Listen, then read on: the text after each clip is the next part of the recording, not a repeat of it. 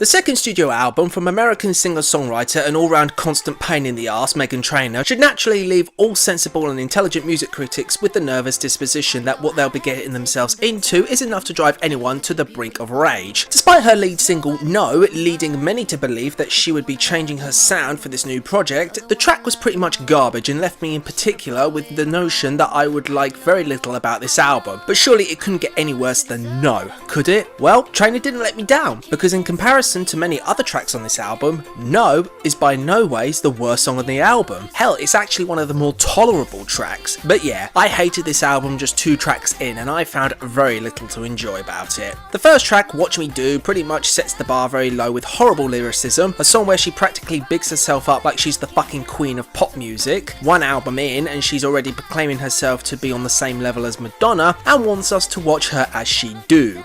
Do what?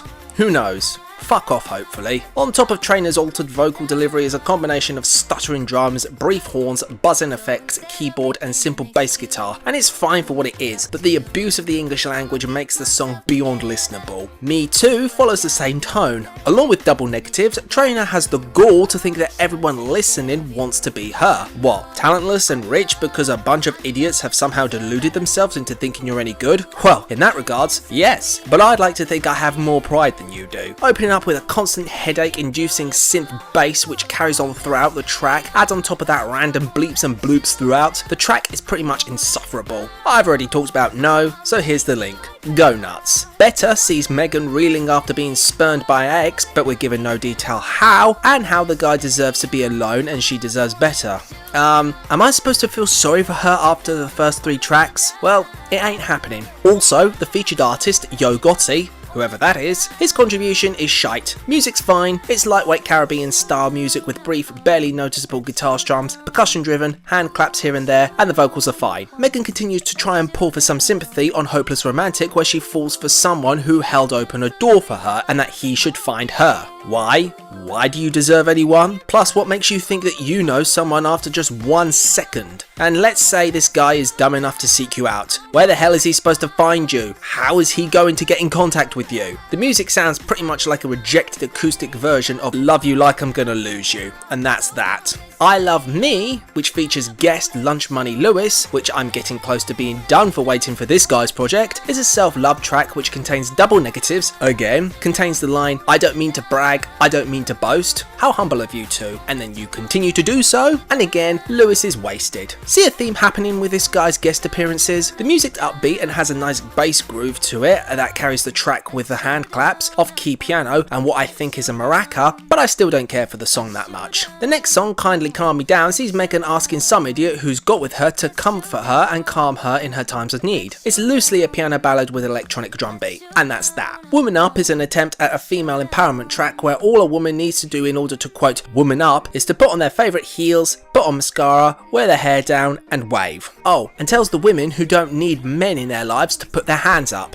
And do what exactly? Yeah, this track doesn't contradict any of the previous songs whatsoever, does it? Back at it with the scattered drum beat, electric guitar riff and brief horn pieces. Again, another decent instrumentation, but that won't save the lyrics. The ukulele driven track Just a Friend to You reads as Meghan's frustrations because she's seemingly fallen head over heels for some person who only considers her as a friend and nothing more, especially since they, apparently, do things that friends don't usually do, and I don't care. 10 tracks into the album and we finally come across the first song that I actually kinda like. I Won't Let You Down comes off as a confessional piece from Trainor to someone who she has seemingly upset and hurt, and instead of avoiding them and continuing to make excuses, she claims that she's going to make an effort to fix things and make things right. I wouldn't exactly bank on that actually happening, but she could surprise us. Complete with a piano, hints of electric guitar, keyboard and drums, it's competent, written fine enough, and actually tips into the enjoyable category. I know, I was just as surprised. The penultimate song, Dance Like Yo Daddy, sees Meghan coming off from apparently working too much, and all she wants to do is dance with